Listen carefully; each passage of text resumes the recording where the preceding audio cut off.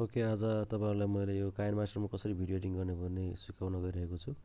सर्वप्रथम हामीले काइनमास्टरको अप्सनमा चाहिँ हामीले क्लिक गर्नुपर्छ र यहाँ तपाईले देख्न सक्नुहुन्छ काइनमास्टर रहेको छ। मेरो मोबाइलमा अलरेडी डाउनलोड गरेर राखेको छु र यहाँ काइनमास्टर भन्ने एपमा तपाईहरुले क्लिक गरिसकेपछि त यस्तो किसिमको इन्टरफेस खुल्नेछ र यहाँ तपाईले देख्नुहुन्छ क्रिएट नाउमा क्लिक गर्न सक्नुहुन्छ र एस्पेक्ट रेशियो 16:9 मा क्लिक गरिसकेपछि तपाईहरुले देख्न सक्नुहुन्छ तपाईको ग्यालरीमा रहेको भिडियोजहरु देख्न सक्नुहुन्छ र यसमा क्यामेरामा क्लिक गर्नुहुनेछ। त्यसपछि भिडियो यसरी खुल्नेछ। भिडियो खुलिसकेपछि तपाईहरुले यसबाट एउटा भिडियो हामीले छान्ने छौं।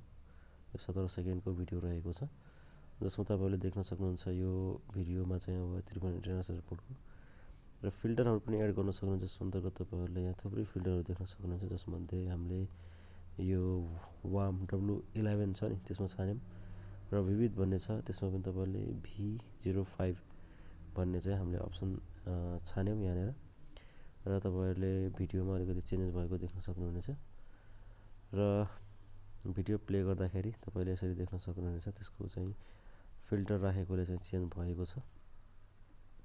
अब यसमा तपाईले टेक्स्ट एड गर्न सक्नुहुन्छ। टेक्स्ट एड गर्नको लागि तपाईले टी मा क्लिक गरिसकेपछि तपाईले यस्तो किसिमको इन्टरफेस खुल्नेछ र त्यसमा तपाईले यसमा आफ्नो ठाउँको नाम चाहिँ हामीले यहाँनेर राख्ने छौं। त्रिभुवन इन्टरनेशनल एयरपोर्ट भनेर लेख्ने छौं र TER नेशनल इन्टरनेशनल एयरपोर्ट भनेर लेख्ने छौं।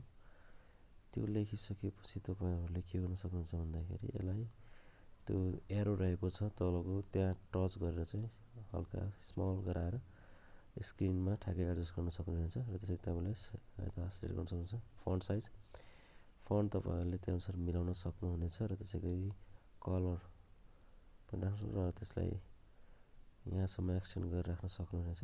त्यसपछि कलरमा क्लिक गर्ने छौं हामीले। कलरमा चाहिँ तपाईले रेड छानेर चाहिँ तपाईले आउटलाइन भन्ने एउटा अप्सन हुन्छ। माथि सार्नु भयो भने तपाई आउटलाइन भनेर देख्न सक्नुहुन्छ। त्यहाँ क्लिक गर्नुभयो भने तपाईले टेक्स्टको चाहिँ आउटलाइन किनारमा चाहिँ ब्ल्याक घेरा बन्नेछ जसले गर्दाखेरि टेक्स्ट अझै राम्रो देखिनेछ हैन। तपाईले देख्न सक्नुहुन्छ यहाँनेर तपाईले लेखेको जुन टेक्स्ट थियो त्यसमा अझ राम्रोसँग तपाईले देख्न सक्नुहुनेछ। अझ आकर्षक भएको छ र यसरी तपाईले टेक्स्ट एड गर्न सक्नुहुनेछ। Thank you.